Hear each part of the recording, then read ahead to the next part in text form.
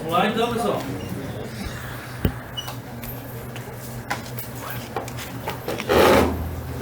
Então tá, vamos indo. Bom, agora a gente continua a matéria. Entra a estrutura atômica, boa parte das coisas vocês já conhecem, né?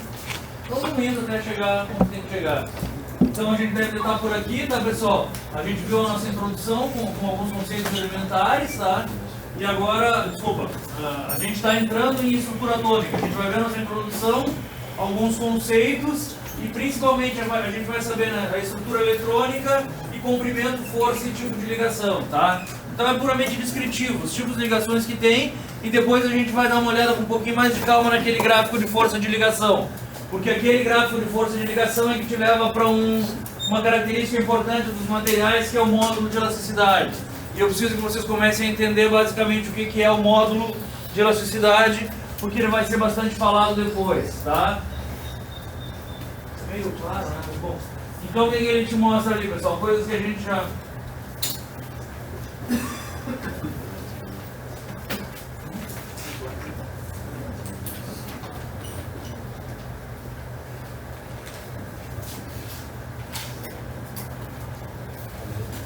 Coisa que a gente já meio olhou então, tá? É a nossa velha relação estrutura-propriedades, tá, pessoal? O processo de fabricação ainda não está entrando aqui, né? Mas dentro desse cara a gente tem, em termos de microestrutura, né? Se vocês lembrarem, a gente tem o que a gente chama de estrutura atômica, estrutura cristalina e microestrutura, tá, pessoal? Então ele te dá a ordem de grandeza de cada um deles, microestrutura está aqui, enquanto que a nossa estrutura atômica está aqui em 10 a menos 15 metros. Então, antes de entender os fenômenos que determinam as propriedades dos materiais a partir da microestrutura, então não esqueçam disso, propriedade mecânica principalmente é muito mais mandada pela microestrutura, a gente deve entender a estrutura atômica e logo depois a cristalina, porque aí vem se somando a definição de propriedades mecânicas em função da microestrutura, tá? Então, a gente deve estar por aqui, o que ele fala? Que a estrutura atômica eletrônica dos átomos determina a natureza das ligações atômicas e define algumas propriedades, basicamente propriedades físicas, ópticas e térmicas. As propriedades mecânicas ainda não são completamente definidas em função da estrutura eletrônica, tá? Então a nossa ordem de grandeza está aqui, a gente pensa em raio atômico e em partículas elementares, tá? A gente está de 10 a menos 15 a 10 a menos 10. O que é isso aqui, pessoal? Então, só porque, claro, pode parecer banal para muitos, mas isso daqui é o modelo atual que se aceita para a estrutura eletrônica, tá? Então, basicamente, o que a gente tem? Um núcleo com prótons e nêutrons. Esse núcleo deve ter uma massa atômica. Essa massa atômica é função do teu número de prótons que tu tem ali dentro. E a rigor, em cima do núcleo, o que a gente tem? A gente tem camadas eletrônicas por onde os elétrons orbitam, tá? Então, esse daqui é o modelo aceito hoje em dia, que é o modelo de Rutherford-Bohr, tá? E ele te fala algumas coisas, te põe algumas premissas. Os elétrons circulam orbitalmente, então eles fazem uma órbita ao redor do núcleo. Convencionalmente os elétrons têm uma carga negativa e o núcleo com seus prótons tem uma carga positiva. Portanto existe uma atração de um para o outro, tá? Cada nível tem um valor determinado de energia, não sendo possível permanecer entre os níveis. Então cada uma dessas camadas, que eles chamam de K, L e M, tem uma energia para que o teu átomo esteja estável ali, para que ele se mantenha ali sem sair. Tudo bem? Bom, cada nível tem um valor de energia. A excitação do elétron passa de um nível para outro. Com a excitação do elétron ele passa de um nível para outro. Voltando, ele emite uma nova energia, tá? Na verdade, a novidade disso aqui em relação ao que se tinha antes é que existe uma quantização da energia dos elétrons. Vamos ver se a gente bate um papo meio rápido sobre isso. E depois... Tá. Na verdade, o que ele quer dizer com isso aqui, pessoal? Que um elétron ele tem uma determinada atração pelo núcleo e assim ele se mantém. Onde vocês acham que eu tenho mais energia? Nas minhas órbitas externas ou nas internas? Nas externas, porque na interna não preciso de muita energia, porque o núcleo está me atraindo, tá? Então, na verdade, para eu me manter longe do núcleo que me chama, eu devo ter mais energia. Então, a princípio, as energias são crescentes daqui para cima. O que ele quer dizer com diferença dessa teoria para o que se tinha antes?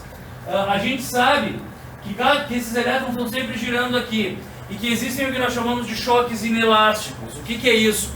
Se tu der algum tipo de fonte de energia e bater em um elétron, o que deve acontecer com ele em qualquer uma dessas camadas?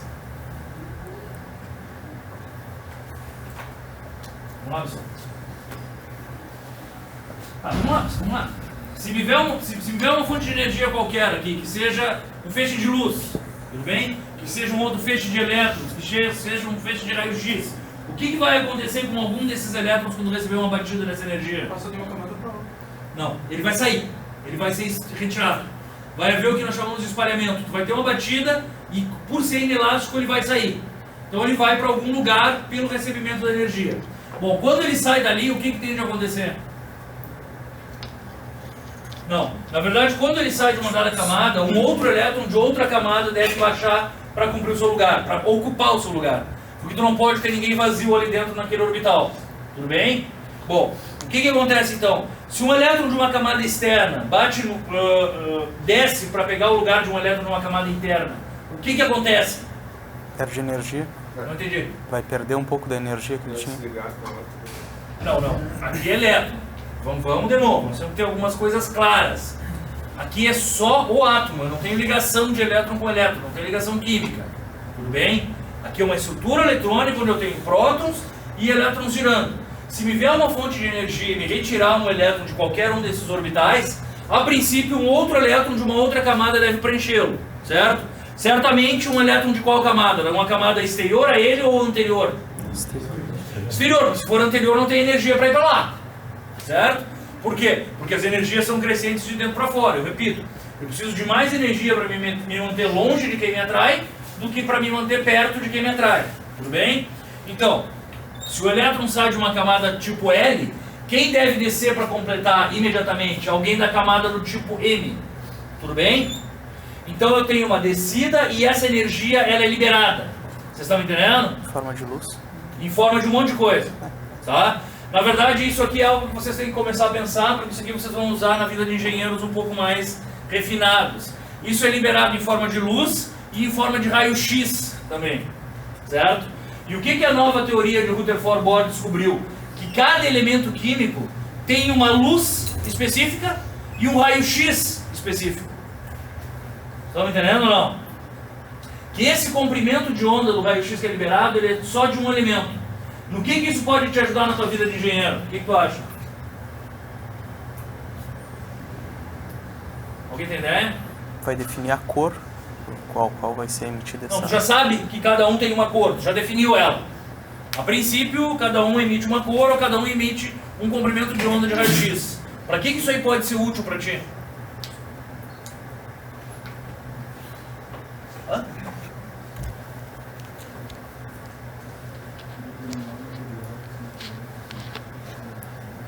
Pode falar alto, cara. É aqui o lugar de errar. Determinar a composição química do teu material. Perfeito? Uma baita uma sacada, e puramente lógica. Se tu tem, tu não concorda? 5, 6 elementos que tu não sabe quem é. A tal fórmula que tu perguntou se eu sabia que era fórmica ou não. Como é que tu vai saber se ela é ou não? Tá? Então o princípio é esse. Tu joga uma energia ali, se algum elétron sai, o outro desce. Quando desce, ele larga um comprimento de onda definido, que tu já sabe quem é. Ou uma luz definida. Com isso tu identifica absolutamente todos os elementos químicos que tu tem ali dentro.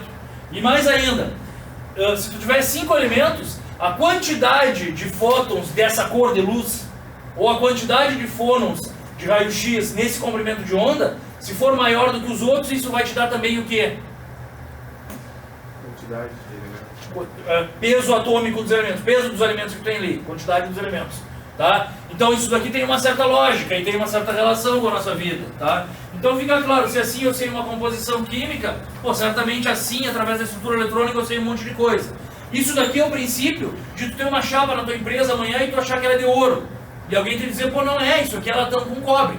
É isso que eles fazem. Eles largam uma energia ali dentro e o comprimento de onda que é liberado pela descida de elétrons é específico do cobre com níquel, por exemplo. E não tem nada a ver com ouro. Aí tu sabe que não é ouro.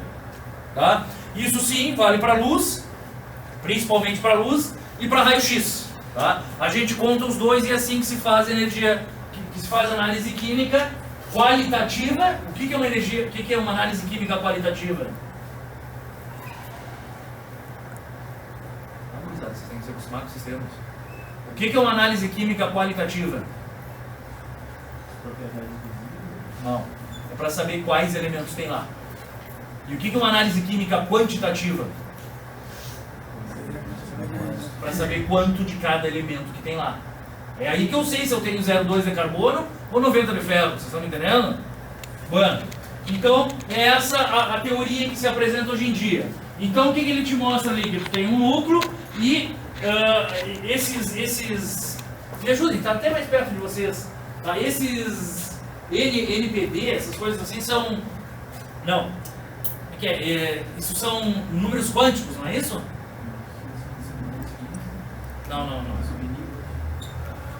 Mas tu tem números quânticos que determinam várias coisas quando tu descreve o teu quando tu descreve o teu átomo, o teu elétron ali, né?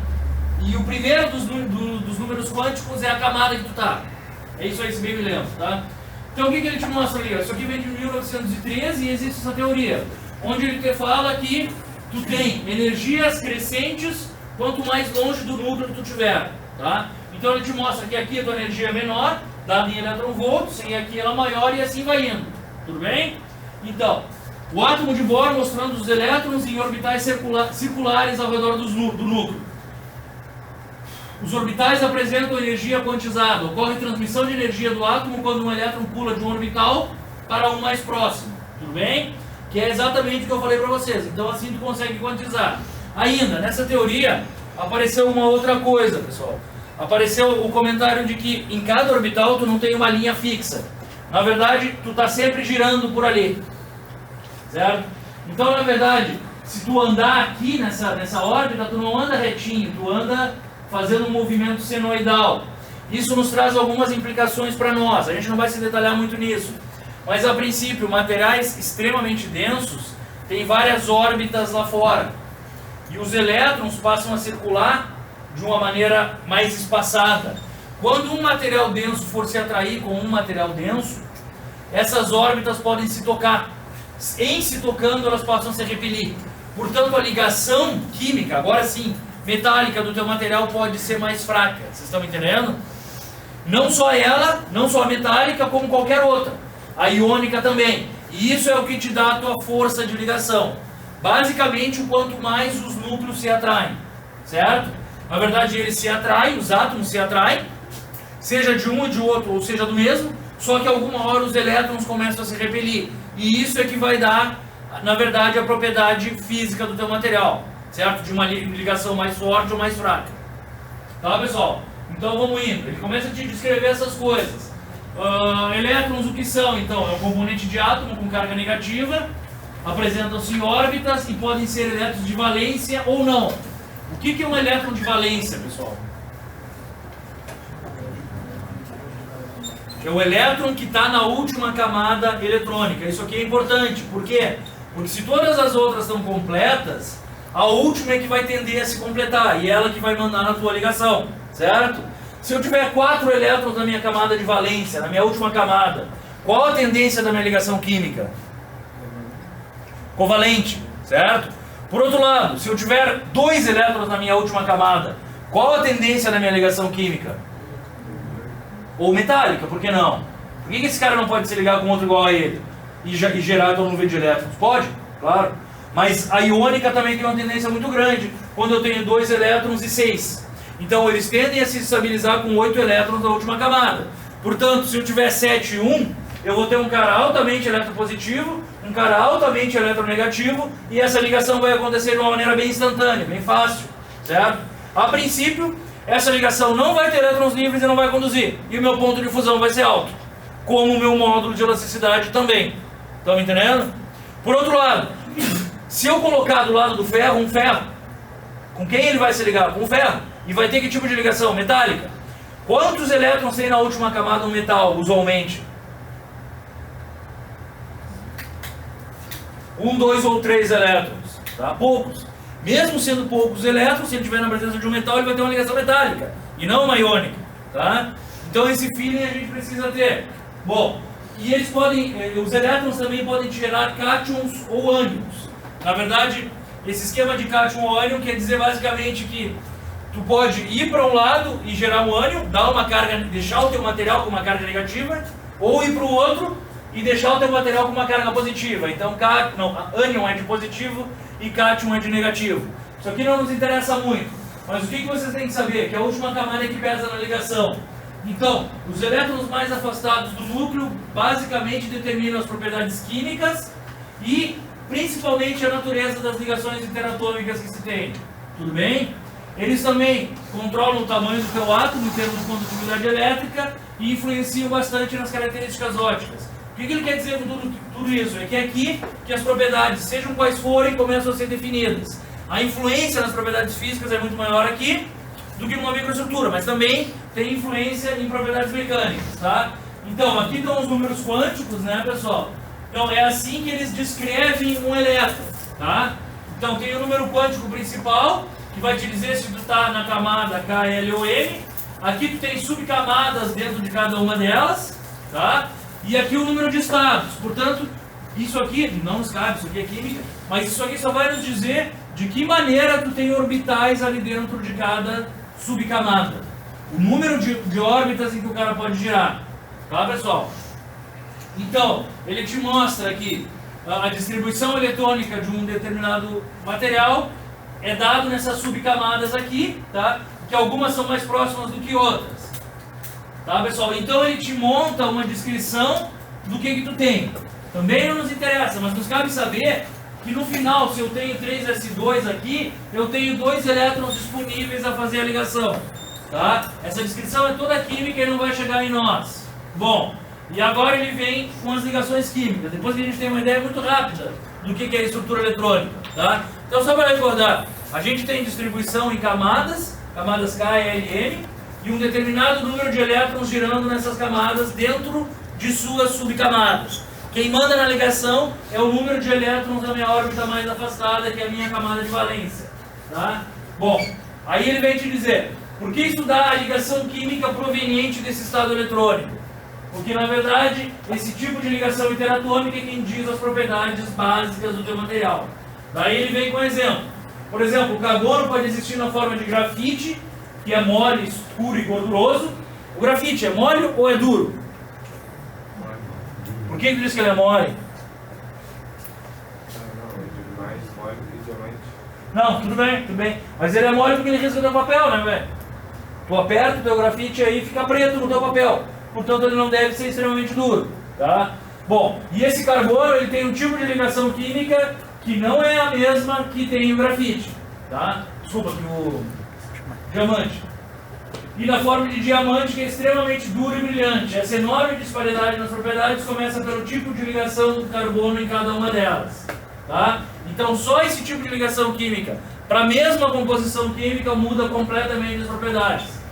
Para um elemento adquirir a configuração estável de 8 elétrons na última camada, o que pode acontecer? Ele pode receber ou ceder elétrons, como a gente já sabe, que é o esquema da ligação iônica. Então, ou cede ou recebe, gerando íons positivos ou negativos, que são os cátions ou os ânions.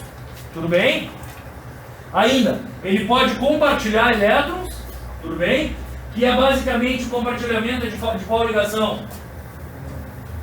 E metálica também, tá? Então, são as maneiras que pode acontecer. E ele te apresenta 3 tipos de ligação primária, então. Iônica, metálica e covalente. Essas ligações primárias são as que eles chamam de ligações fortes, porque depois das primárias tem as ligações secundárias, que são as pontes de hidrogênio, e as forças de Van der Waals, que são mais força física do que ligação química. Tudo bem? Mas, a princípio, os materiais sólidos e robustos usualmente tem essas típicas ligações aqui, iônica, covalente e metálica. Tudo bem? Bom, daí ele te apresenta um exemplo típico do sódio. Do sódio ligado com cloro, cloreto de sódio. Tudo bem? NaCl. Ele te mostra a configuração de cada um deles e te diz que aqui eu tenho um elétron na minha última camada, tá? Ele completa todas as suas camadas anteriores e o cloro tem 7 elétrons na sua última camada. Portanto, ali eu tenho uma ligação iônica, certo? Bom, o que ele te mostra então? Os elétrons de valência são transferidos entre átomos, produzindo íons, tudo bem? Então, o íon é essa carga eletrônica flutuante.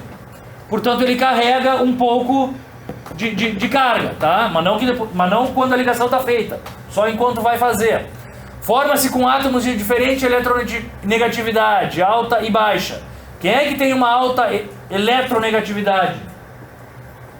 O sódio ou o cloro? Tem que definir isso aí.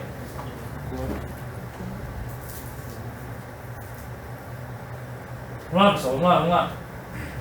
Quem é que é mais eletronegativo, sódio ou cloro? Cloro? E como é que vocês se lembram disso? A tendência de ficar negativo é o mais eletronegativo. Tudo bem? É pelo menos assim que eu gravo. E a tendência de ficar positivo é o mais eletropositivo. Quem é que tem a tendência de ficar positivo? O sódio, porque vai perder elétron. Perdendo elétron fica positivo. Tá? Bom, então átomos de diferente eletronegatividade. Portanto, tão mais forte vai ser a minha ligação, quanto mais forte for o quê? A diferença de eletronegatividade. Certo? Quanto mais diferente for, mais forte vai ser a minha ligação. Só para ver se vocês já conseguem se ligar. Quanto mais forte for a minha ligação, qual a propriedade mecânica que eu tenho? Módulo de elasticidade. Essa sempre. Então mais alto vai ser ele. Mas vamos indo.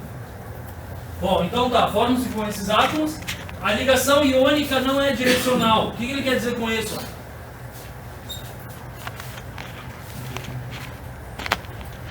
Que tanto o sódio atrai o cloro quanto o cloro atrai o sódio. Portanto, se as atrações são mútuas, ele deve também ter uma ligação mais forte. Ambos se atraem para ficar num determinado ponto de equilíbrio. Algumas outras ligações não são direcionais. São direcionais. Quais? Tipicamente a covalente deve ser direcional, porque o carbono é que atrai todos os outros. Tá? Vamos indo então. A ligação iônica não é direcional e a ligação é extremamente forte. Ele diz que isso aqui gira em torno de 150 a 300 quilocalorias por mol.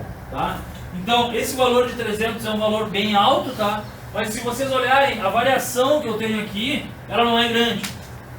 Então, usualmente, todos os meus materiais iônicos têm todos os meus materiais com ligação iônica têm uma ligação forte, tá? De 150 a 300 kcal por mol. Vocês vão ver que outros, esse gap aqui, essa ponta é mais baixa.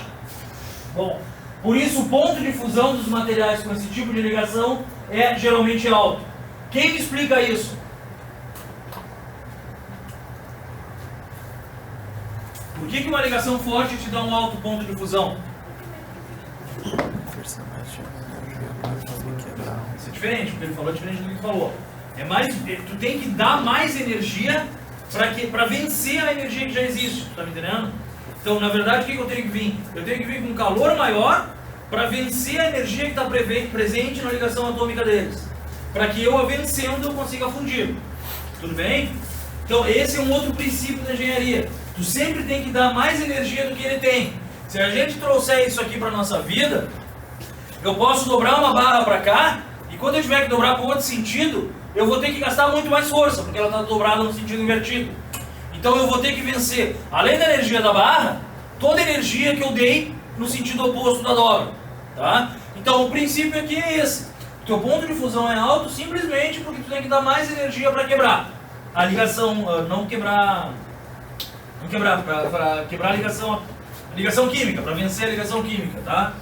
Bom, então é isso que ele te fala. O que mais? Daí ele começa a te falar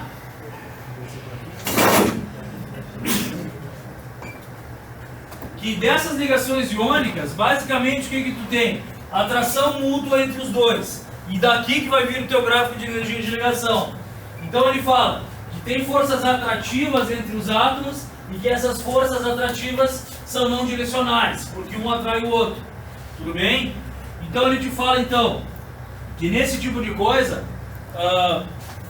todos os íons positivos têm como vizinho exato íons negativos, tá? Então tu tem forças iguais em todas as direções. Ele te fala que essa força de atração, isso aqui são dois átomos diferentes, tá? Ela é função da lei de Coulomb. O que ela me mostra ali na lei de Coulomb? As forças atrativas, ou seja, a força líquida que eu vou ter, ela é função de quem? de Z e Z1, que é o quê? Hã? Vamos lá, pessoal. São as valências que eu tenho. Portanto, a princípio, quanto maior a diferença de valência, maior a minha força líquida. E é a carga do elétron, é uma constante. Isso daqui é a permissividade do vácuo, também é uma constante. E R é a tua distância interatômica. O que ele quer dizer com isso, então? Se vocês me olharem, quanto maior é a distância interatômica, maior é o quê? Hã? Força de atração. Quanto maior a distância interatômica, maior a força de ligação. Portanto, quanto mais longe eles estiverem, mais fortes e resistentes eles são. É isso? Hã? Vocês se decidam? Vocês não podem me deixar eu rolar vocês, né? E aí, é isso ou não? Mais fraco.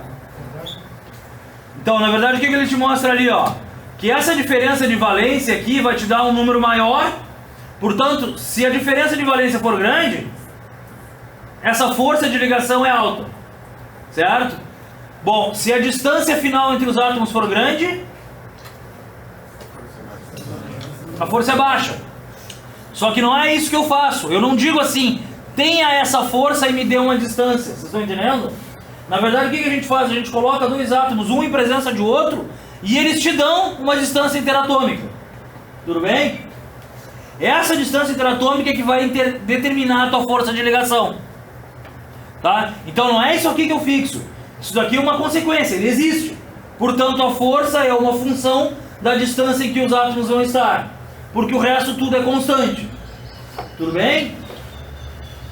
Então, em resumo, nas ligações iônicas, o que eu tenho? A atração mútua da carga positiva com a negativa. Certo? Envolve o tamanho de átomos. Por que envolve o tamanho...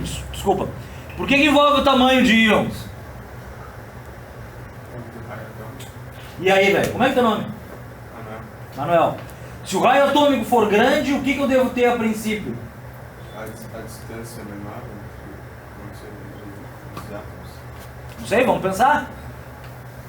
Se o raio atômico das duas espécies envolvidas for grande, o que eu devo resultar?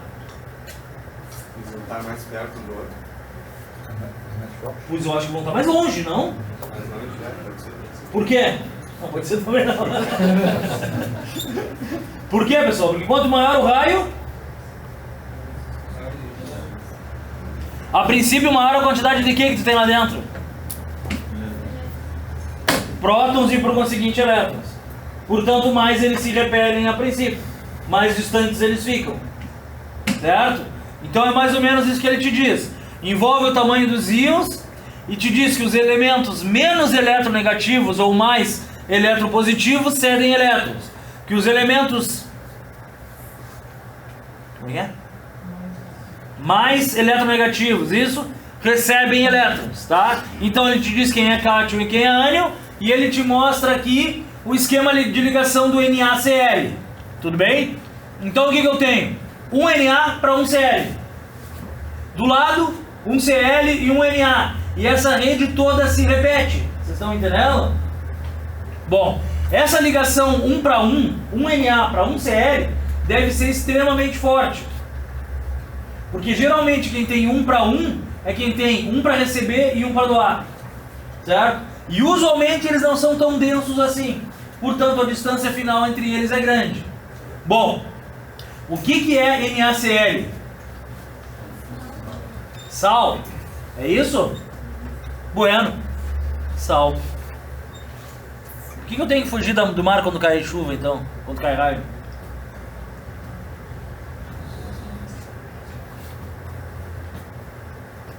Hã? Vamos lá, pessoal, a gente tem que entender as coisas. NaCl é sal. Pô, uma ligação iônica, forte. Pô, mas conduz, não conduz? Quem é que surfa aí? Ninguém? Bueno, na verdade, quando tá chovendo raio, tu tem que sair do mar. Por quê? Porque o sal tá diluído na água. E aí? Aí, então, se eu não me engano, são os elétrons que ficam soltos. Não, na verdade ele é um condutor iônico. Ele se torna como um íon condutor. A partícula de sal conduz. Vocês estão entendendo? mas ela dissolvida em água. Por quê? Porque a partícula de sal é dura e ela não fica unida como um sólido só. Tu tem várias partículas pequenas de sal perdidas lá dentro e elas passam a conduzir. Então a gente não pode pensar que, pô, se é sal, se dissolve na água é molinho. Não tem nada a ver.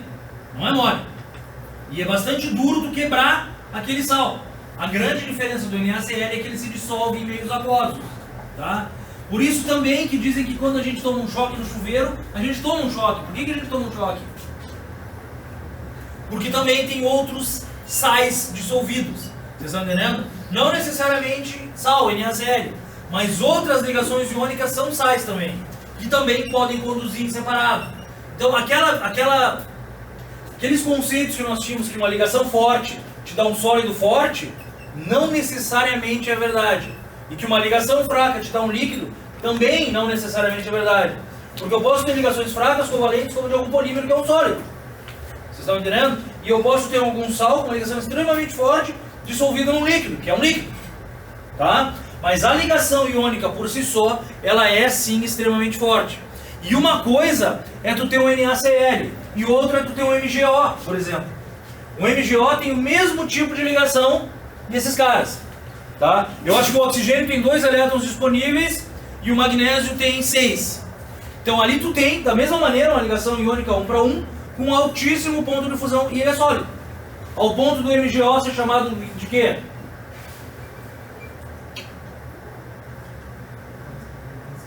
Não, tudo bem, mas os solos refratários são a base de CaO e de MgO. Tá? Então ponto de fusão bastante alto, com ligações iônicas do mesmo tipo dessa daqui. Tá? Bom, então aqui ele te apresenta o cloreto de sódio. Tá? E deixa eu perguntar para vocês, isso daqui, como é que vocês acham que está? Isso daqui, se nós pensássemos em estrutura cristalina, seria o quê? Não, por enquanto não vamos lá, mas eu acho que uma estrutura cristalina seriam esses 4. Vocês estão entendendo? Se eu pegar esses 3 aqui, não vai se repetir necessariamente o mesmo ao longo do tempo. Então essa unidade básica aqui é quem deve se repetir. Então, mesmo em uma ligação iônica, eu tenho um sistema cristalino. Vocês estão entendendo? Mas se for sílica, vocês acham que é tão bonitinho assim? Que tipo de ligação química eu tenho numa sílica? Não, ela é iônica também. Tá? Só que ali eu já tenho 1 de silício e 2 de oxigênio. E a coisa já começa a mudar em formatos. Vocês estão entendendo? Então, o sistema cristalino de um cerâmico ele é muito mais confuso do que um de metal, que facilmente fica nessa carinha cúbica. Os outros, principalmente das rochas e de outras coisas assim, tem um formato muito estranho. Tá? E a gente não se preocupa com eles, a gente só precisa saber que existe essa diferença. Então o que ele te mostra aqui? Essa lattice structure, ou seja, essa estrutura de rede do meu NaCl. Então se vocês olharem aqui passa a aparecer o desenho de um cubo, certo?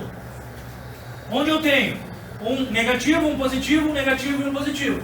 Tudo bem? Essa distância aqui entre eles vai ser função de quem?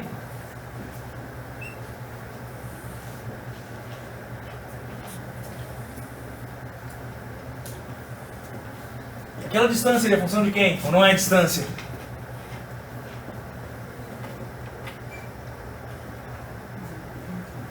Claro que são. Em função da força de ligação. Então, é provável que eu tenha alguns maiores e outros menores. Em função da maneira com que um atrai o outro. Concordam? Me parece que quanto mais compacto for aquilo ali, maior é o quê? A densidade. Qual densidade?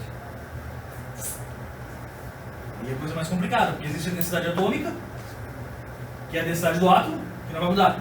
Mas deve existir uma densidade planar. Concorda? Ou uma densidade do cristal. Concorda comigo? Sim, tu tá certo. Mas tu tem que separar isso, porque o teu átomo tem uma densidade que vem com ele, em função do seu núcleo e dos seus elétrons. Mas a princípio, quanto mais grudado for aquilo ali, mais denso em termos de sistema cristalino eu estou. Concordam ou não? Isso deve ou não ter uma influência na resistência mecânica?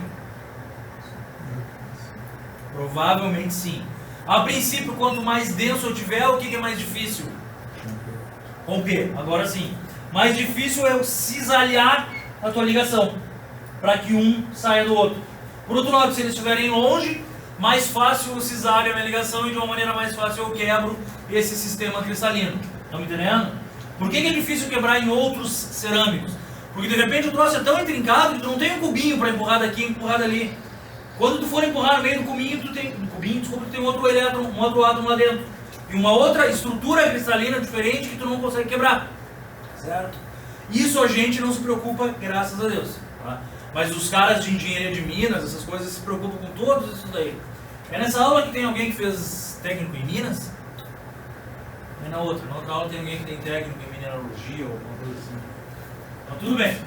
Então, isso daqui é o meu sistema cristalino, tá? Então, os íons e um sólido iônico estão ordenados na rede, formando uma forte atração elétrica entre eles. Sais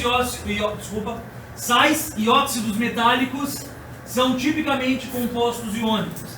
Então, óxidos metálicos, metal mais oxigênio, e sais do tipo NaCl, esse tipo de coisa, são tipicamente os caras que eu tenho aqui na minha ligação iônica. A forte atração é responsável pela elevada dureza. Se frágil, o que ele quer dizer com isso?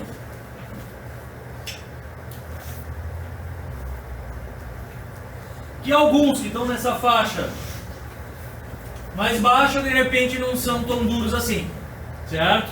Nada mais que ele te fala. Mas em geral, eu tenho uma elevada dureza nesses meus materiais de ligação iônica. Elevado ponto de fusão e de ebulição. Senhores? O que é um elevado ponto de fusão? Quando funde, e da maneira paralela para virar vapor também, tá? Portanto, elevados pontos de fusão e ebulição. O que ele diz aqui? Cristalinos sólidos à temperatura ambiente. Que usualmente na temperatura ambiente eles têm uma estrutura de cristal, tudo bem? E basicamente que eles podem ser solúveis em água, principalmente os sais. Então é por isso que muita coisa conduz quando a gente espera que não, certo? Na verdade a água ela tem ligações de Van der Waals que não eram para conduzir, portanto tu não deveria tomar choque na água, e toma, porque tem sais dissolvidos, tá? Então, os sólidos cristalinos não conduzem eletricidade, pois os íons não estão livres para mover e transportar a corrente elétrica, tranquilo. Compostos iônicos fundidos ou dissolvidos em água serão condutores, pois como partículas iônicas, eles estarão livres e farão a condução eletrônica, tá? Mas a princípio um composto iônico não conduz. Agora a gente vai para o que eles chamam de ligação covalente. Dê uma olhada no nível de energia da ligação covalente ali, ó. Já é um pouco mais baixa, tá? Ela começa em 125 kcal. Então, muitos das ligações covalentes ficam ali embaixo. Portanto, não com uma dureza tão grande. Mais ainda, o que deve acontecer num polímero? Por que o polímero é mais mole do que os outros se tem ligações covalentes?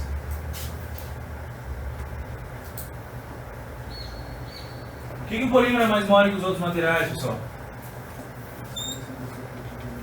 Não, porque além das covalentes, eles também têm algumas ligações fracas entre os componentes. Deixa eu perguntar para vocês, quem facilmente liga com carbono? Hidrogênio. Hã? O hidrogênio, que tem um elétron, certo? Portanto, se eu tenho um carbono e mais 4 hidrogênio, eu estou com tudo completo. Na próxima ligação, quem é que deve ligar? Um outro hidrogênio. E essa ligação do outro hidrogênio com essa cadeia de hidrogênio completa é uma ligação muito fraca. Vocês estão entendendo? Então, basicamente, o que eu tenho? Um polímero.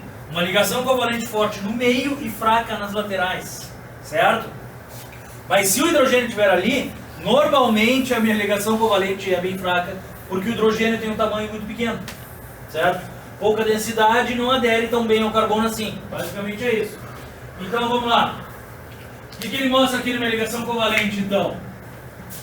Ambos recebem elétrons, então há um compartilhamento de elétrons.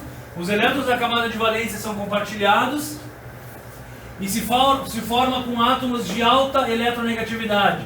Quem são os átomos de alta eletronegatividade? Que tem mais do que 3 elétrons na última camada. Então, tipicamente, na tabela periódica, aquela zona perto do carbono é que a gente implica em ligações covalentes. Tá?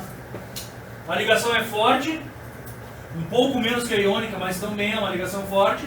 E esse tipo de ligação é comum em compostos orgânicos, por exemplo, em materiais poliméricos e diamante. Quem são os compostos orgânicos? Os carbonos, você tem que perder medo de coisa normal. Química orgânica é aquilo que vocês estudaram no segundo grau, não era? O que eles falavam lá na química orgânica em... Eu me lembro. Sei lá, tinha o zeto, o zato, tinha um monte de filé. Bom, aquilo lá. Então, basicamente, as ligações covalentes são compostos orgânicos. Quase sempre o carbono está presente ali dentro, certo? Só que em alguns casos, o carbono com hidrogênio é fraco. Em outros casos, o carbono com silício, por exemplo, que é um carbono ligado com metal, te dá uma força extremamente alta. Então essa gama nós temos muito mais facilmente no covalente do que no iônico, vocês estão entendendo? O peso do cara que está ligando ali influencia bastante. Bom, o que ele te mostra aqui? Algumas simetrias que tu tem em ligação covalente. Ó. O que é isso aqui? SOH, DOH, aqui os polímeros. Bom, enfim, algumas simetrias diferentes que tu tem, tá? Então a gente fala coisas das ligações covalentes. Basicamente tu pode ter uma molécula simples ou uma macromolécula. Usualmente a tua macromolécula é que te dá uma ligação mais fraca, porque entre elas eu tenho ligações laterais. Bom, então vamos lá. Ó. Compostos covalentes são unidades individuais que eles chamam de moléculas. Em termos de molécula simples, um pequeno grupo de átomos ligado por força covalente. Então esses caras podem ser líquidos ou sólidos, certo? E também podem ser até não cristalino em temperatura ambiente. Esses caras de molécula simples não são solúveis em água, são isolantes elétricos, tá? E apresentam baixo ponto de fusão e ebulição. É uma classe diferente de ligação covalente.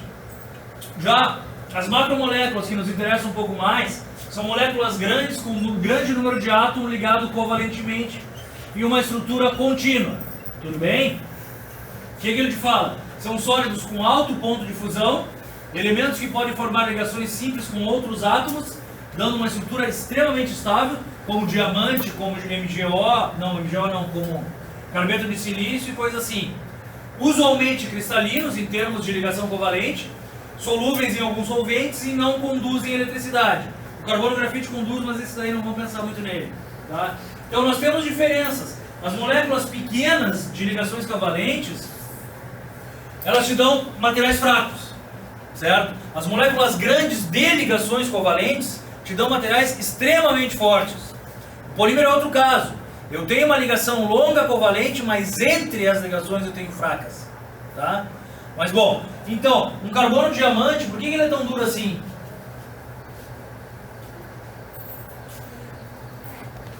Sim, mas porque na verdade a cadeia do diamante ela é extremamente longa com uma ligação covalente tetraédrica. Então, tu está sempre usando 4 carbono para 1 carbono. E de novo, sempre usando 4 carbono para 1 carbono.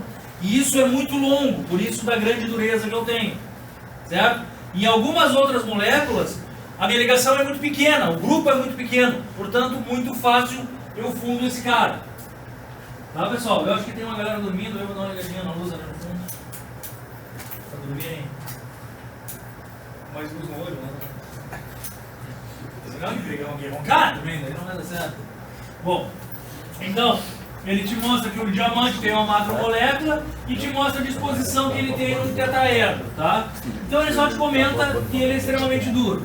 Bom, aqui, fração covalente, pessoal, além de tudo, o cara te fala que raramente tu tem uma ligação puramente covalente. Por isso que nós temos materiais com ligações covalentes que não são tão fortes. Então, muitos poucos compostos exibem somente a ligação covalente ou só a iônica completamente pura. A iônica pura ainda é mais normal, tá? Então, na maioria deles tu tem frações de ligação iônica ou covalente e isso explica o não alto ponto de fusão em vários materiais que a gente tem, tá? Então, muitos cerâmicos e condutores são formados por metais e não metais e ali no meio tu tem uma união de ligação covalente e não covalente, tá? De repente iônica junto e isso é o que explica a não resistência de algumas classes. Os nossos materiais metálicos, que nos interessam bastante também. formam-se com átomos de baixa eletronegatividade, em torno de 3 elétrons de valência. Só que não é bem assim.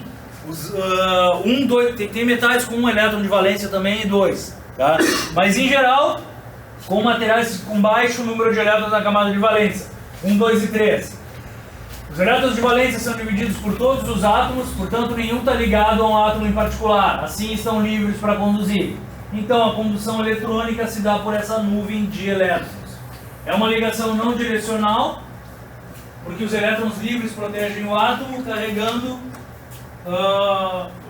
o átomo carregado positivamente das forças repulsivas eletrostáticas. Então, na verdade, ele quer te dizer que esse giro de elétrons faz com que, de repente, os teus núcleos fiquem mais perto um do outro. Porque eles se acomodam, eles não estão sempre se repelindo, certo? Eles não estão estáticos empurrando um elétron para fora. Por isso que eu tenho uma certa resistência em materiais metálicos, um unido no outro. Onde é que está? Aqui. A ligação metálica é forte, um pouco menos do que a iônica e covalente. Então aqui eu vou de 20, de 20 para 120 é uma diferença grande. Então eu tenho coisas como chumbo bem leves e eu chego a 200 kcal por mol. De novo, não chego a ligações tão fortes quanto na iônica ou covalente que chegam a 300 kcal. Por que a maioria dos metais então é mais resistente do que ligações covalentes e ligações iônicas? Sendo que eles têm ligação metálica. Só essa é uma pergunta. Se eu não tenho tanta energia, por que muitas vezes a minha resistência mecânica é maior? Por causa da microestrutura. Por causa da microestrutura. Então, elétrons externos de átomo do metal estão livres para se mover entre os centros positivos. É o que ele te mostra como gira o negócio. Tá? Força elétrica de atração entre elétrons móveis e imóveis te dá a tua ligação metálica. Portanto, essa forte ligação resulta em materiais densos, fortes, com alto ponto de fusão e ebulição. Tudo bem? Tudo, mais fraco do que os outros, mas é verdade isso aqui. Tá? Claro que alguns não, chumbo por exemplo, mas em geral, metais são bons condutores de eletricidade. Por quê? Porque os elétrons livres são transportadores de carga e de corrente elétrica.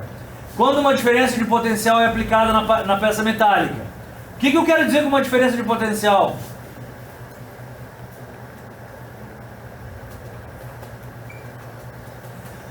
Minha função também é tirar o medo de vocês de alguns termos. Ele diz que o metal só conduz quando tem uma diferença de potencial. O que é isso? Quando tu bota uma carga negativa perto dele, daí ele vai... Quando tu bota uma carga qualquer perto dele. Qualquer, sim. Porque num lado tu vai ter uma carga maior e no outro uma carga menor. Portanto, tu tem uma diferença de potencial. O que o metal faz, então, quando ele está exposto a uma diferença de potencial? Hã? Ele tende a ir ao zero, ele tende a anular isso aí. Portanto, toda a carga que chegou na direita deve ir para a esquerda. Certo? Só que não para, daí ele acaba conduzindo ela. Mas a tendência dele é manter o equilíbrio nessa diferença de potencial. Então, ele fala também que são bons condutores de calor. Por quê?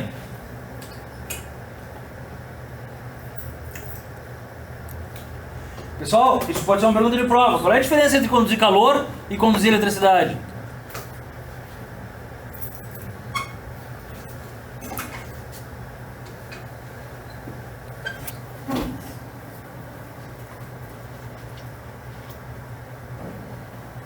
Na verdade, teve um ano que eu perguntei isso aí e ninguém acertou. Como é que é a condução de calor? Como é que é a condução da eletricidade? Conduzir eletricidade é tu ter uma diferença de potencial. Chegou uma carga elétrica num lado e tu não tem no outro. Portanto, a tua tendência é equilibrar. Então, mas eu não tenho uma diferença de potencial de temperatura, tu está me entendendo? Eu não tenho por que estabilizar. É isso que eu quero te dizer. Por que o calor chega nele e rapidamente passa para o outro lado? Eu não estou tendendo a estabilizar o calor, não é por aí. Não existe essa propriedade, como existe na eletricidade. Por causa do alto ponto de fusão dele, e daí ele não vai... Não. A moral é que quando chega o calor, o que eu faço? Eu aumento o meu nível de excitação dos elétrons. Vocês estão entendendo? Na verdade, o que vocês têm que entender? Está todo mundo preso ali dentro. O cara está sólido. Portanto, ninguém está andando, é isso? Não necessariamente. Isso, na verdade é uma mentira. Está todo mundo vibrando, pouco, mas está todo mundo vibrando, certo? Os elétrons estão andando, mas os caras vibram. Quando eu dou calor, o que acontece? Eles giram mais. Quando eles giram, o que acontece com os elétrons? Se chocam. Se chocando, liberam energia cinética e conduzem o calor. É esse o princípio da coisa. Por isso que um metal, tu bota calor, aquece e do outro lado tu não pega. Porque esse choque eletrônico que tem ali dentro faz com que o calor que chegou passe para lá. Tá? Então só se liguem nisso. Talvez eu pergunte, não sei, nem sempre as perguntas são tão práticas. Mas é diferente conduzir eletricidade do que conduzir calor. Eletricidade, tu tem uma DDP e está tendo o equilíbrio. Enquanto que numa condução de calor, chega calor e tu começa a ter choques de elétrons ali dentro. Aí é que tu conduz. Tá? O que mais, então? São bom condutor de calor porque tem choques de elétrons livres transferindo a energia cinética que se tem. Tem uma superfície prateada que é facilmente manchada por corrosão, oxidação do ar e da água. Na verdade, esse é um problema dos meus materiais metálicos. Como eu tenho elétrons livres girando ali dentro, qual é a grande tendência desses elétrons?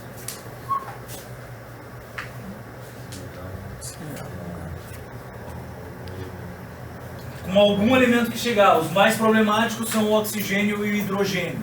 Facilmente eles se ligam com esses caras e corroem, certo? Então muda completamente a tua cara. Tudo bem? Por quê? Porque na verdade o teu material metálico tem 1, 2 ou 3 elétrons na camada de valência. Está chegando um hidrogênio ali que tem quantos elétrons na camada de valência? 1. Deve ligar com algum deles. Ou está chegando um oxigênio com 2 elétrons na camada de valência. Também deve ligar com esse cara. Tá? E formar as ferrugens e essas coisas.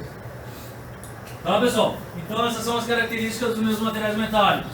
E aqui ele te fala nas forças de Van der Waals. Desculpa, pessoal, aqui o Carlos me deu uma bala, não pude recordar pro cara. Estou falando comendo bala aqui. Essas forças de Van der Waals são as forças secundárias, tá? Basicamente são atrações físicas que tu tem. Então a gente pensa de uma maneira muito fácil nas pontes de hidrogênio. Na verdade, como eu falei para vocês, está tudo girando dentro daquela órbita, certo? E dentro daquelas subórbitas eu também tenho cara girando e andando. E mais ainda, os caras não giram de uma maneira inteira, né, pessoal? Aquele negócio de spins, na verdade os caras dão modelos em que a coisa é meio como se fosse um 8. Então, na verdade, o teu elétron está sempre girando, mantendo uma carga negativa e positiva para baixo e para cima, certo? E se tu tem algum outro elétron em algum outro lugar, tu tem força física de atração. Então, quando um gira e o outro também, eles acabam se atraindo muito pouco. Portanto, tu tem uma massa ali, que não tem uma ligação sólida normalmente, mas pode ter. Por exemplo, um hidrogênio-hidrogênio, num polímero tem uma força de Van der Waals. Um hidrogênio-hidrogênio na água tem uma força de ponte de hidrogênio. E assim nós vamos. Tá? Então a água também tem uma ligação química, só que bem mais fraca. Então, essas forças de Van der Waals são mais fracas. Se vocês olharem, os valores aqui são menos que 10 kcal por mol. Portanto, facilmente quebráveis e separáveis. Tá? Então, são ligações de natureza física. A polarização, formação de dipolos, devido à estrutura das ligações, produz instantaneamente forças de atração e repulsão, dando uma força não direcional extremamente fraca de ligação. Tá, pessoal? Então aqui ele só te mostra um resumo disso aí, em que tu tem a tua estrutura iônica ideal. Por que ideal, pessoal? 1 para 1. Oi? 1 para 1. Maior resistência, maior homogeneidade, maior atração em termos de não direcionalidade, ou seja, tudo muito perfeitinho. Portanto, devem ser os mais duros, certamente. Tá? Depois ele te vem com a tua ligação covalente, ele só te apresenta como é que ela é, o esquema no carbono, tá? Mas isso aqui é só para lembrar que ele pode ser duro ou pode ser mole, que na verdade é o que acontece, tá? Daí ele vem com a tua ligação metálica e ele te mostra aqui basicamente os teus núcleos e os teus elétrons girando, tá? Então o que ele te fala? Possíveis caminhos eletrônicos ao redor do núcleo dos átomos metálicos, tá? E ele só te diz que está representado com um positivo ali nos núcleos. E aqui as tuas ligações secundárias, que são as fracas atrações dipolares entre cada átomo, tá? São dipolos instantâneos que giram e se atraem e tu tem uma ligação extremamente fraca. Então aqui vem isso aqui escrito, né, pessoal? Então, vamos dar uma olhada aqui, ó. Em termos de ligação iônica, pessoal, o que ele fala? A intensidade da ligação usualmente é forte, tudo bem? De quanto é de... 200 a 300, eu acho que é, né? Não, 150 eu acho que é covalente, né? 125 covalente. Desculpa, então. 150 a 300. Dureza moderada a alta, tá? Que mais? Condutividade elétrica não tem, tá? Só existe transporte elétrico iônico, tá, pessoal? Ponto de fusão moderado a alto, mas isso aqui tudo muito mais sempre caindo em alto, tá? Isso daqui, eles são solúveis em alguns solventes polares. Eu não sei nem te dizer o que é solvente polar, mas a gente sabe que muito material iônico é solúvel em soluções aquosas, por exemplo. Me falta condições de te dizer por que a água é um solvente polar. Mas existe uma grande tendência deles serem solúveis, tá? E assim eles conduzirem, serem condutores iônicos. Os covalentes não têm essa tendência. E ele te mostra que muitos minerais têm essa ligação iônica, tá? Já a tua ligação covalente, ele te fala que ela é muito forte, embora comece mais baixo. É que na verdade, quando tu tem a repetição da ligação covalente, ela é muito mais longa. Professor, quando o sal, ele está líquido, não dissolvido líquido, ele conduz? Aí é um esquema diferente. Por exemplo, em tratamentos térmicos, a gente vai ver isso em uma hora. Uma hora qualquer tu não vai querer subir a temperatura do aço e jogar num balde d'água. Pode não ser interessante. Pode querer manter ele em 500 graus por 2 horas. Então, o único jeito de tu manter é tu pegar sais e fundir. Porque os sais, eles são fundidos extremamente estáveis. Mas o grande problema é que eles conduzem extremamente bem. Então, geralmente é meio perigoso. Mas uma das coisas que se faz em engenharia é tu fundir banho de sal e deixar ali, e o cara mantém uma temperatura muito boa, conduz a eletricidade, mas não retira calor. Ele mantém aquele calor com ele ali por ser um sal. Entendeu? Então, é diferente o negócio do cara manter o calor e não liberar calor e ainda assim conduzir eletricidade. Então ele pode ser um isolante térmico, como são alguns sais, e ainda assim conduzir eletricidade. Então geralmente sais dissolvidos e fundidos e dissolvidos conduzem eletricidade. Vamos continuar então, pessoal. Bom, então ele te fala com uma ligação muito forte e a dureza muito grande pela repetição que tu pode ter numa ligação covalente, tá? O que mais? Ponto de fusão baixo da ligação covalente, o que é meio conflitante com a ligação ser muito forte, né? É que algum dos componentes da tua ligação covalente pode ser de ponto de fusão mais baixo, tá? O que mais? Solubilidade não tem, e aqui ele te fala em algumas coisas, ó. Daí tu vê a gama que tem o covalente. Tu pode ter um diamante extremamente duro, não solúvel, ou tu pode ter uma molécula orgânica não dura e de um ponto de fusão baixo, tá? Então a covalente é a mais complicada para a gente reconhecer aqui no meio. A metálica ela é moderada e variável, mas é que te dá a melhor das resistências mecânicas, como diz o Vitor, né? Pelo teu aspecto microestrutural, não só pela ligação. Então, intensidade moderada e variável, dureza baixa moderada, e aqui está algo que a gente tem que se lembrar do meu metal, tá? Ele não é duro na verdade. E essa é a grande vantagem dele, que não sendo duro, consegue uma grande resistência mecânica. E aqui vem o conceito de dutilidade e maleabilidade que a gente vai ver mais, já para ver um papo, tá? Como condutor por transporte de elétron, ponto de fusão geralmente alto, mas mais baixo do que um cerâmico. Qual é o metal de mais alto ponto de fusão? Tungstênio, 3.600 graus Celsius, tá? Na verdade é tão estranho o tungstênio que quando tu chega perto do ponto de fusão, em termos de calor, ele se torna uma fonte de elétrons. O cara começa a mandar elétrons, por incrível que pareça. Mas é um metal de alto ponto de fusão, é o que nós chamamos de metal refratário. Os outros chegam mais ou menos quanto? 1.600. 1.500, 1.600, coisa assim. O ferro chega a isso, tá? E um cerâmico geralmente bem mais. Bem mais. Tá, pessoal? O que mais? São insolúveis os teus materiais metálicos. E aqui a gente dá exemplo: cobre, prata e alguns outros metais, tá? Cobre, ouro, prata. As intermoleculares são fracas, tá? O que ele te fala? Dureza mole e plástico. Densidade da ligação fraca, dureza são moles, é isso que eu quero dizer. Condutividade elétrica também são isolantes. Aqui, sólido e líquido são isolantes, tá? Então sal não vira, desculpa. Aqui tu não tem Tu não tem condução quando tu está no estado líquido, tá? Então a água não conduz. Quem conduz é o sal da água. O que é isso aqui? Ponto de fusão baixo, solúvel em solventes. E exemplos: gelo, sólido, cristais orgânicos, tá? O que ele te mostra aqui? Comprimento, energia e força de ligação.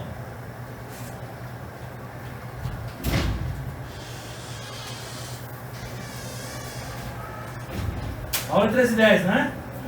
Vamos continuar. Bom, então isso daqui, pessoal, vai nos introduzir no nosso módulo de elasticidade. Basicamente, ele está te dando comprimento, energia e força de ligação que tu tem. Tá? Ele está te mostrando todo o exemplo com uma ligação iônica. A gente pode traçar um paralelo pela metálica, só que é mais fácil explicar aqui. Ou seja, se tu colocar dois elementos perto um do outro, eles vão se atrair e vão se repelir ao mesmo tempo. A posição final disso aí deve ser a distância interatômica e isso vai dar a tua força de ligação. Tá? Então o que ele te mostra aqui? Ó? A distância entre dois átomos é determinada pelo balanço das forças atrativas e repulsivas. Tudo bem? Então, quanto mais próximos os átomos ficarem, maior a força atrativa entre eles. Tudo bem? Maior ainda serão as forças repulsivas, devido à sobreposição das camadas mais internas. Estão me entendendo? Então, o cara tem 5 camadas e eles começam a se atrair. Quando eles se atraem muito, uma hora qualquer, a terceira camada está batendo na terceira camada do outro átomo. Começam a se repelir bem mais pelo choque eletrônico e tendem a se afastar. Tudo bem? Então, quando a soma das forças atrativas e repulsivas for igual a 0, a distância entre os átomos está em equilíbrio. Tudo bem? Então vamos dar uma olhada nisso aqui, ó. Isso aqui ele só grafica força em termos de distância interatômica resultante, certo? Então na verdade aqui ele põe dois caras em presença um do outro. E o que ele te mostra aqui, pessoal? Ó? O que é esse alto aqui? Aqui eu tenho o quê? Uma grande força de atração, vocês concordam? Extremamente alta. E aqui eu tenho uma grande força de repulsão, também extremamente alta quando eles estão muito perto. Tudo bem? Daí o que vai acontecendo? Pequenas variações na distância vão mudando a força de repulsão, que é essa verde aqui, certo? Só que uma hora ela chega em 0. Enquanto que a força de atração... vamos lá, pessoal, vamos lá. Pode ser chato, mas vamos largar os telefones e vamos prestar atenção no seguinte. O negócio é o seguinte, ó, tem dois átomos um perto do outro. Tá? A princípio eles se atraem. Eles estão se atraindo e devem ficar numa determinada distância. O que acontece? Como eles começam a se repelir em termos de órbitas eletrônicas, eles são mandados para fora. Se a força de repulsão não fosse nula uma determinada hora, eu não teria sólido. Essa é a moral da história. Porque eu sempre estaria me repelindo. Quando é que eu tenho uma força de repulsão nula? Força de atração é a mesma coisa. Não. Quando é que eu tenho uma força de repulsão nula?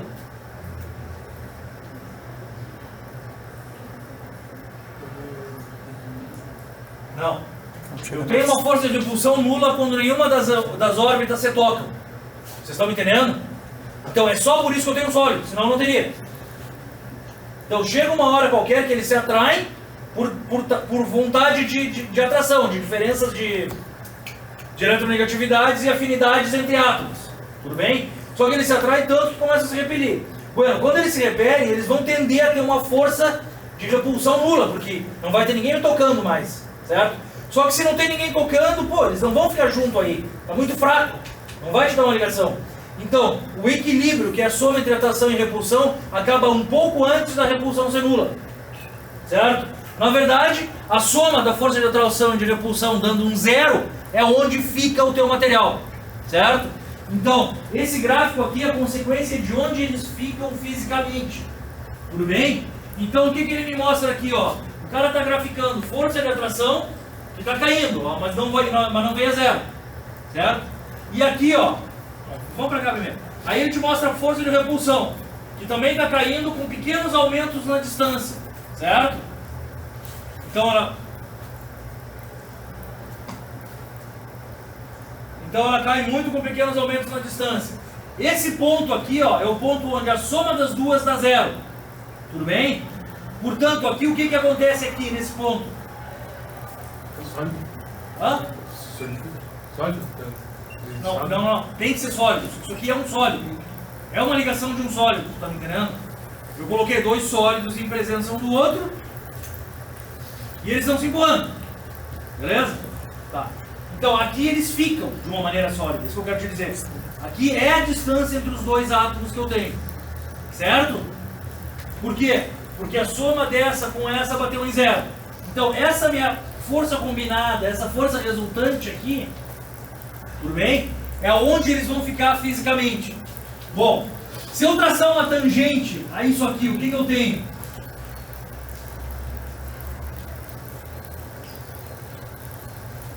Vamos mudar a pergunta. Se aquela linha, se aquela linha de força combinada tivesse mais para a direita, o que ia estar acontecendo?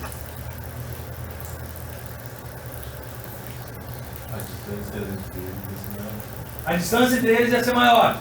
Portanto, esse meu ponto de distância interatômica ia estar mais para cá e eles iam estar se atraindo menos. Vocês concordam? Portanto, ia ter uma ligação mais forte, mais fraca. Mas se eu pensar, eu teria essa inclinação aqui, ó, para essa de baixo e essa inclinação para essa de cima. Porque os valores iniciais seriam basicamente os mesmos. Vocês não concordam? A atração de um para o outro não ia variar tanto daqui assim. Então, se esse ponto tivesse mais para cá, eles iam estar mais longe. Essa inclinação seria assim e essa muito provavelmente assim. Certo? E a inclinação da força combinada seria como? Também seria bem mais deitada. Vocês estão me entendendo? Bom, então o que eles te dizem? Que de acordo com essa inclinação de força combinada, se ela estiver para a esquerda, como é que está o meu material? Tá, e como é que é a característica de resistência do teu material? Mais duro. Então vamos segurar um pouco duro, bem junto, mas vamos pensar que, a princípio, só em termos de ligação, mais resistente ele é. Certo? Então, se eu estou mais para a esquerda, quer dizer que eu puxo essa ligação, e o que acontece com ela? Hã? Então, eu puxo a ligação, e a ligação deforma muito ou pouco? Pouco. Certo? Portanto, a inclinação à esquerda da minha força de ligação, quanto mais para a esquerda ela for, mais duro e menos deve deformar o teu material. Portanto, maior o módulo de elasticidade desse teu material. Quanto mais para a direita ele tiver, eu puxo e mais o que acontece com o teu material? Mais deforma. Por quê? Só para eu acabar? Porque mais longe está e, portanto, mais mole. Certo? Portanto, eu puxo, mais ele deforma. E maior é o quê?